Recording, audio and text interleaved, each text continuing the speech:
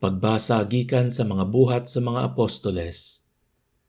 Si Pedro nga napuno sa Espiritu Santo mitubag kanila, mga pangulo sa katawhan ug mga kadagkuan sa templo. Kung kami gisukit-sukit karon mahitungod sa maayong buhat nga nahimo alang sa bakol ug sa unsang paagiha siya naayo, nanangay masayod kamong tanan ug ang tanang katawhan sa Israel, nga kining tawhana nga nagtindog dinhi sa inyong atubangan, na ayo sa hingpit pinaagi sa gahom sa ngalan ni Hesukristo nga Nazaretnon. Kadtong inyong gilansang sa krus ug unya gibanhaw sa Dios. Si Jesus mao ang gihisgutan sa kasulatan nga nag-ingon, ang bato nga gisalikway ninyong mga magtutukod ug balay, nahimo hinuon nga labing importanteng bato. Ang kaluwasan makaplagan lamang diha kaniya, kay wala nay laing ngalan sa tibuok kalibutan nga gihatag sa Dios ngadto sa katawhan nga makaluwas kanato.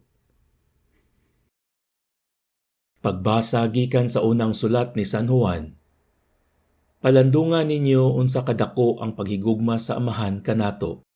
Gihigugma kita niya pag-ayo nga tungod niini giisip kitang mga anak sa Dios ug kini matuod gayod. Wala makaila kanato ang kalibutan, kay wala man kini makaila sa Dios. Minahal kong mga igsuon, kita karon mga anak na sa Dios, apan wala pa nato matino kung maunsa gayud kita.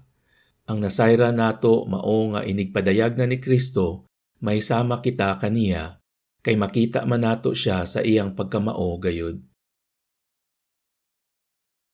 Pagbasa gikan sa Ebanghelyo sumala ni San Juan. Si Jesus maingon sa iyang mga tinun-an, ako ang maayong magbalantay sa mga karnero. Ang maayong magbalantay andam sa pagpakamatay alang sa mga karnero. Ang sinuhulan lamang mudagan inikakita niya sa lobo na nagpaingon na kanila, kay dili man siya maayong magbalantay ug tag-iya sa mga karnero. Busa tukbon sila sa lobo ug patibulaagon. Ang sinuhulan mudagan sanglit sinuhulan man lamang ug walay pagtagad sa mga karnero.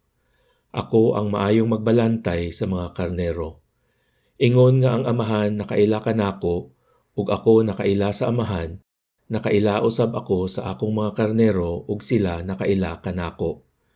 Ug ako andam sa pagpakamatay alang kanila. Ako adunay ubang mga karnero nga wala mahisakop ni ining turila. Kinahanglan dadon ko usab sila nganhi ug mamati sila sa akong tingog ug mahimo silang usa na lamang kapanon ubos sa usa ka magbalantay. Ang Amahan naygugma kanako kay ako andaman pagtugyan sa akong kinabuhi aron madawat ko kini pagbalik. Walay makahimo pagpatay kanako, magpakamatay ako sa kaugalingon kong pagbuot, may gahom ako sa paghalad sa akong kinabuhi ug may gahom usab ako pagbawi niini. Kini ang gisugo kanako sa akong Amahan.